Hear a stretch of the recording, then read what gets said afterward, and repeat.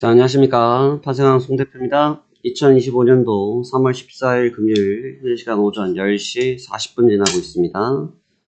자, 시장이 계속해서 치열한 전투를 벌이고 있습니다. 새벽의 변동성은 아주 극단적으로 치닫고 있어서 상승과 하락이 너무나 쉽고 빠르게 전개가 되고 있습니다.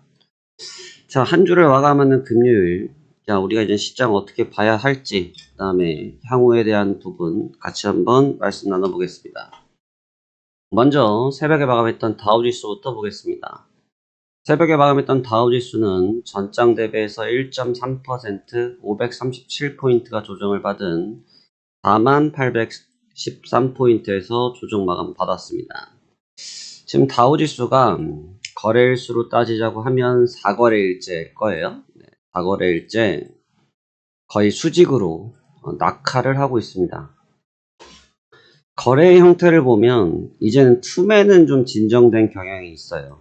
투매 성격은 좀 진정이 돼서 투매적으로 쏟아져 나오는 매물은 확실히 눈에 띄게 줄어든 것으로 보여지지만, 그렇다고 해서 거래가 떨어진 만큼의 반대극부의 매수세도 존재하지 않는 상태입니다. 왜 그러느냐라고 놓고 보면 다른 건 아니고 여전히 관세에 관련된 내용들이 이루어지고 있습니다. 이 관세에 대한 부분들은 지금 싸움 대상이 너무 많아서 어느 쪽이다라고 단정지어 말씀드리긴 어렵지만, 중국, 캐나다, 멕시코, 이젠 EU까지 싸움이 시작이 됐고요.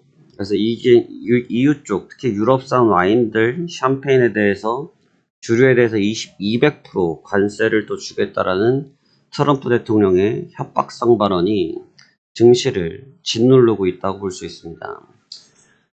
관세에 대해서는 이제 어느 정도 내성이 생길만 한데 시장이 쉽게 내성을 못 만들어낸 이유가 뭐냐면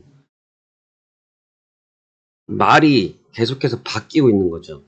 말이 계속해서 체인지가 되고 있는 거고, 말이 계속 바뀌는 게 또 문제를 떠나가지고 대상국이 매번 달라지다 보니까 캐나다에서 전력 관련돼서 철강 관련돼서 알루미늄 관련해서 싸우다가 이제는 유럽이랑 또 이제 수리랑 관련해서 싸우고, 또 중국이랑은 또 그냥 유제품, 아니 죄송합니다, 목재, 그 다음에 수입 전품목, 이것까지 전부 다 확대를 하니까 또 거기에서 부담을 받고, 이런 상황들이 이어지다 보니까 증시가 정신을 못 차리는 것 같습니다.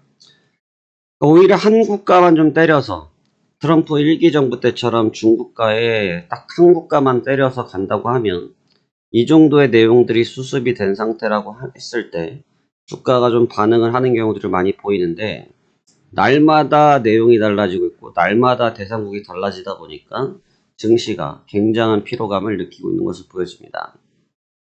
이게 분봉으로 보셔야 좀 다이나믹한데 다이나믹을 떠나서 막 심장이 놀랄 정도로 급락, 급등, 급조정, 다시 급반등, 급조정, 다시 급등, 뭐 이런 현상이 지금 계속 이루어지고 있는 거죠. 주가가 물론 이제 등락이라는 것을 항상 할 수밖에 없지만 너무나 대외적인 변수에 노출되면서 분위기가 좀 무겁다, 이렇게 볼 수 있겠죠. 다만 이 시장에 이 폭탄을 계속 던지고 있는 거는 사실 트럼프 대통령만 있는 게 아닙니다.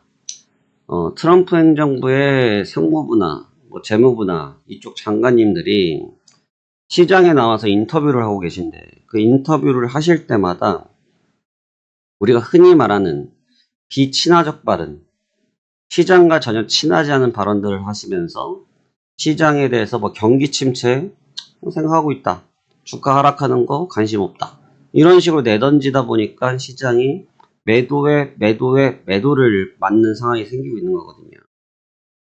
그런데 어저께는 재무부 장관, 스콧 재무장관께서 약간의 우회적인 표현을 했어요. 어제 CNBC에서 인터뷰를 하는데 지금 변동성이 굉장히 큰데 니네 괜찮냐라고 하니까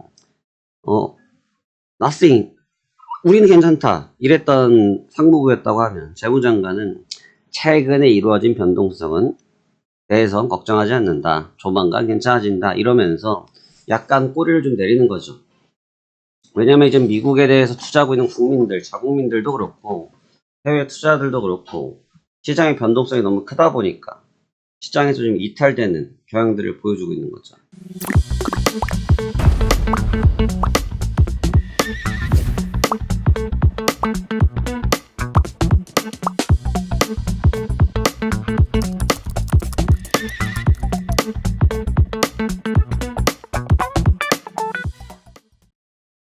다행히 지금 나오고 있는 경제 지표들은 괜찮습니다. 만약에 여기서 경제 지표까지 박살 나버리면 주가에다가 폭탄 떨어뜨리는 꼴밖에 안 되는데 어제 나왔던 실업수당도 괜찮았고 PC도 무난했고 그래서 물가 압력은 여전히 있긴 하지만 그렇다고 해서 눈에 띄게 변화를 줄 만한 요인이 없었다라고 나오는 데이터들이 확인이 됐습니다. 그래서 다우지수는 전장 대비해서 1.3% 조정을 받았고요. 나스닥은 1.96%, S&P는 1.39% 조정을 받으면서 약세장에서 마감이 됐습니다. 재차 저점 부근에서 마감이 됐기 때문에 단발력 테스트는 다시 이루어질 것으로 보여지는데요. 현재 현물들의 분위기를 좀 같이 한번 보시면 일단 마이크로소프트 여전히 약세, 애플 약세, 엔비디아는 반등 시도 중 아마존도 저점을 달고 있고 메타도 저점을 달고 있고 구글도 바닥을 다지는 중이고 TSMC도 그렇고 테슬라도 이제 진정이 좀 됐어요. 그 다음에 브로드컴은 반등을 시도하고 있고 제가 지금 장에서 가장 신경을 많이 쓰는 종목은 다른 종목보다는 테슬라입니다. 그러니까 지금은 테슬라가 결론이 좀 나와야 테슬라에서 결과가 좀 도출이 돼줘야 주가가 좀 뚜렷해질 거라고 저는 생각을 하고 있거든요. 왜 그러냐면 현재 하락에서 가장 많은 여파를 받은 게 그 누구보다도 테슬라입니다. 너무나 많이 압박을 받아서 사실 테슬라 입장에서는 고가 대비 반토막이 넘게 나버리는 상태였기 때문에 주가의 부담이 굉장히 높을 수밖에 없는 거죠. 그래서 현재 테슬라 쪽의 주가가 어느 정도 진정 국면을 보이고 있긴 한데 제가 어제 장을 보면서 느꼈던 게 뭐냐면 테슬라의 분봉을 같이 한번 보시면 어제 테슬라가 개장 초반부터 해서 좀 약하다가 장 후반부에 지금 보시는 것처럼 반등을 좀 하고 마감이 됐거든요. 어제 5% 가까이 갔다가 절반, 흔히 말해서 반가이를 하고 마감이 됐는데 주가의 형태를 같이 비교를 해서 보시면 나스닥의 주가가 다른 종목보다는 테슬라 쪽에 영향을 좀 많이 받고 따라왔습니다.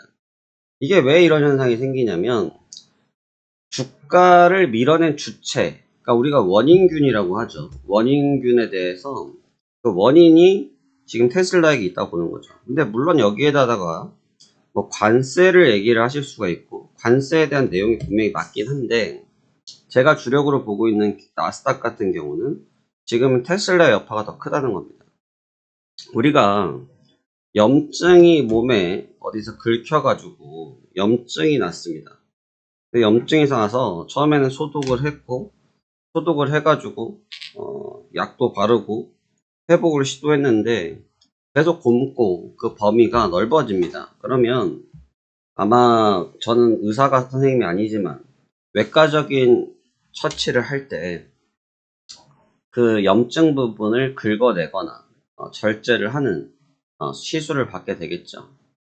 지금은 결국은 테슬라가 그런 맥락을 갖고 있고 주가의 하락을 관세가 떨어뜨렸다고는 하지만 이 테슬라의 약세가 사실상 나스닥을 전부 다 끌어내렸던 상태이기 때문에 테슬라의 주가의 변화는 지금 가장 중요하다 볼 수 있습니다.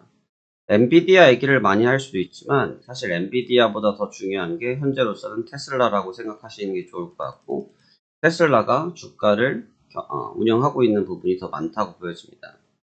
테슬라 같은 경우는 참 난감하죠. 일론 머스크가 트럼프 행정부에 들어가면서 사실 굉장한 기대감으로 주가가 급등, 폭등을 했던 상태에서 오히려 그 이후에 흔히 말해서 허니문 기간이 바로 끝나버렸죠. 허니문 기간이 바로 끝나버리면서 기대감보다는 실망감으로 바뀌는 그런 상태가 나타나면서 주가가 하락 약세를 보여줬던 것이거든요.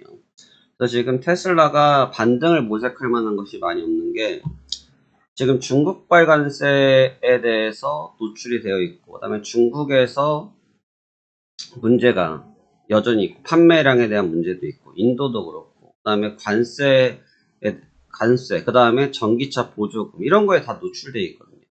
그러니까 우리가 예전에 그런 얘기 하지 않았습니까? 이 일론 머스크가 전기차를 파는 사람이고, 트럼프 대통령은 굴뚝산업을 지지하는 사람, 쉽게 말하면 석유를 사랑하는 사람인데, 이 두 사람의 조합이 될 것이냐. 이게 뭐 정치적인 이 합성이 이루어져서 이루어지긴 했지만, 실질적 산업군의 개념이 좀 다르거든요. 그래서 굉장히 우려했던 목소리들이 많았는데, 결국 그게 내관이 되고 있는 것 같습니다. 하지만 지금 이제, 테슬라 측에서도 이제 살아나야 되겠죠. 어떻게든 살아나야 되니까 방법측들을 모색하고 있습니다. 그래서 뭐 중국 쪽에서 AI 관련돼서 오토파일럿 관련돼서 바이든가요? 그쪽이랑도 협업한다는 얘기들도 하고 있고, 그래서 다시금 판매량을 좀 잡기 위해 작업을 하고 있긴 하지만 뚜렷하게 보이진 않습니다. 그러다 보니까 지금 당장 테슬라는 어떠한 모멘텀적인 개선을 기대하기 솔직히 어려울 것 같고요. 솔직히 어려울 것 같고, 지금은 기교적인 기술적인 회복력을 가진 상태에 그 뒤에 주가를 모색하는 게 더 적절하지 않냐. 그래서 이 테슬라가 반등을 하기 시작하면 이제 또 우리 주가라는 게 그렇잖아요. 약세 때는 죽었다 깼다 해도 나쁜 뉴스만 나오고, 주가가 오를 때는 매일 좋은 뉴스만 나오잖아요. 그래서 여기서 다 물리신 거잖아요. 똑같습니다. 지금도 이제 주가를 좀 머리를 들어 올리면 아마 호재성 발언들을 쏟아내줄 겁니다. 그때가 아마 주가의 변화를 모색할 수 있는 시기가 되지 않겠느냐, 저는 그렇게 생각되어지네요. 시장이 은근히 까다롭습니다. 왜 까다롭냐면, 말씀드린 것처럼 변동성이 저녁만 되면 미친 애가 널 뛰는 것처럼 너를 뛰고 있다 보니까 굉장히 쉽지 않은 것 같습니다. 그래서 그 부분을 조금 우리가 유념을 해서 접근했으면 좋겠고, 지금 상태에서 관세에 대해서 더 이상 싸울 때가 있을까 싶어요. 냉정히 말하면 더 이상 싸울 국가가 있나 싶어서, 아마 4월 달까지는 이러한 분위기가 계속 조성이 되겠지만, 지금 주가가 움직이는 걸 봐서는 어떻게 보면 랠리성 조정은 다우지수 같은 경우는 존재하지만, 나스닥과 S&P 같은 경우는 저점을 형성하기 시작했거든요. 그러다 보니까 반등이 나왔을 때는 굉장히 빠른 속도의 반발력을 보여줄 수 있기 때문에 그 점을 좀 유념하시면서 같이 접근했으면 좋겠고, 시장의 변동성이 높은 만큼 매매하기 좋지만 또 그만큼 위험합니다. 그래서 잘 대응하셔서 좋은 결과 도출하셨으면 좋겠습니다. 트럼프 대통령이 나오면서 시장이 굉장히 다이나믹합니다. 하지만 중심을 잘 잡고 같이 잘 따라간다고 하면 좋은 결과 이어질 것 같습니다. 그러면 남은 시간 성수하시길 바라겠고, 주말 잘 보내시고 전 다음 주에 다시 인사드리도록 하겠습니다. 감사합니다. 화생한 송 대표였습니다.